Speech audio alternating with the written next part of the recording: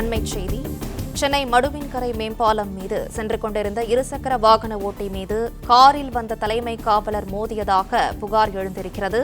கூடுதல் விவரங்களை செய்தியாளர் சரவணகுமார் வழங்க கேட்கலாம். சரவணகுமார், வணக்கம். மேலும் விவரங்களை சொல்லுங்க. சென்னை கிண்டி அருகே மடுவன்கரை மேம்பாலத்துல சற்று நேரத்திற்கு முன்பு நடந்த இந்த விபத்து சென்னை தரமணி காவல் நிலையத்துல தலைமை காவலராக பணிபுரிந்து வரக்கூடிய செந்தில் என்பவர் தனது காரில் அவர் வந்திருக்கார். சாதாரண உடையில் இருந்திருக்கிறார், பணியில் இல்லை. காரில் வந்த பொழுது எதிர் திசையில் வந்த இருசக்கர வாகனம் மீது வேகமாக இவர் மோதி இருக்கிறார். மேம்பாலத்தின் மீது வாகனம் வந்தபோது மோதி இருக்கிறார்.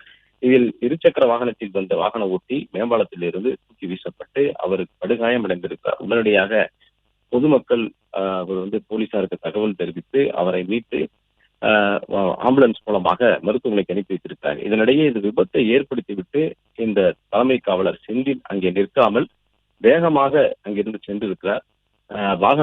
அதே போன்று பொதுமக்களும் இருசக்கர வாகனத்தில அந்த இவரை தலைமை காவலரை விரட்டி சென்று கத்திப்பாரா மேம்பாலம் அருகே மடக்கி பிடித்திருக்கிறார்கள்.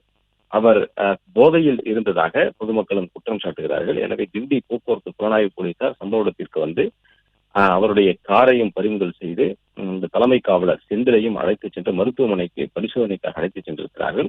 அவருடைய நடவடிக்கையும் போதையில் இருந்ததாகத்தான் தெரிவதாக போலீசாரும் தெரிவித்திருக்கிறார்கள். அவரிடம் தொடர்ந்து கிண்டி போக்குவரத்து புலனாய்வு பிரிவு போலீசார் விசாரணை நடத்தி வருகின்றனர். விவரங்களுக்கு நன்றி சரவணகுமார். பிளே ஸ்டோர் மற்றும் ஆப் ஸ்டோரில் இருந்து பாலிமர் செயலியை QR கோடு மூலம் பதிவிறக்கம் செய்யுங்கள். செய்திகளை உடனுக்குடன் பெறுங்கள்.